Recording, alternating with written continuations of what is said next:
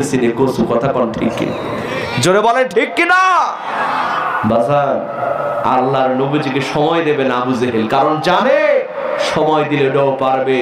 ওই বুবুজানো সন্দেহ করত ডক্টর মিজানুল আজহারীকে যদি ময়দানে ছেড়ে দেয়া হয় লক্ষ লক্ষ মানুষ হবে, জনগণ তার দিকেই ছুটবে, কথা কোন ঠিক কি না। এই জন্য তাকে জামাতের প্রোডাক্ট বানিয়ে পাঠিয়ে দেওয়া হয়েছিল। আজকে মাত্র 3টা বছর পরে এসে ডক্টর মিজানুল আজহারী যেখানে যাচ্ছেন লক্ষ লক্ষ মানুষ হচ্ছে, কথা কোন ঠিক কিনা।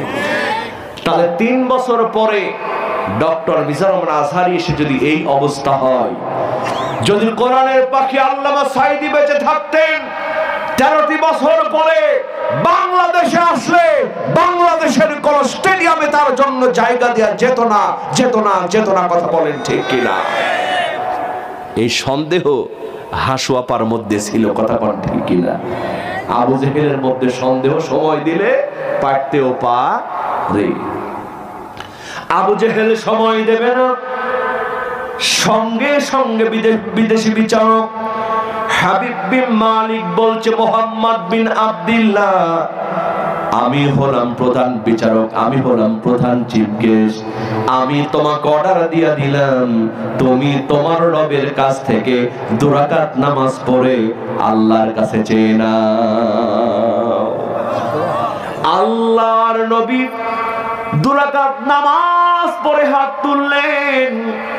এমন সময় জিবরিল আমিন এসে বললেন, নবী চিন্তা করবেন না, টেনশন করবেন না, আঙ্গুলি ইশারা করার দায়িত্ব আপনার, আর চন্দ্র দ্বিখণ্ডিত করার দায়িত্ব আমার আল্লাহ। আল্লাহর নবীজি চন্দ্র দ্বিখণ্ডিত করেন নাই? কোরআনে আছে না নাই? কষ্ট হচ্ছে আপনাদের? নবীজি কেমন করে চন্দ্র দ্বিখণ্ডিত করলেন আমরা কি শুনতে চাই? সবাই কি শুনতে চান? কারা কারা শুনতে চান দুহাত তুলে আল্লাহকে দেখায় দেন। লিল্লাহে তাকবীর, লিল্লাহে তাকবীর। বাজান হাত নামান।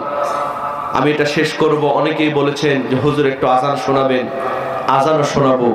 12টা পার হয়ে গেছে, অবশ্যই ওয়াজ শেষ হবে। মোনাজাত না করে কেউ আমরা যাব। তবে যেহেতু এটা কবরস্থানের একটা মাহফিল, আপনারা অনেকেই অনেক টাকা পয়সা দান করেছেন, কিন্তু এই শেষ রাত, এই মাসটার নাম কি বলেন তো? কি মাস? শাবান মাস। কি মাস? শাবান মাস। এই গভীর রজনীতে ওই গোরস্থানের মধ্যে অনেকের পিতামাতা আছে না নাই? আত্মীয় স্বজন আছে না নাই?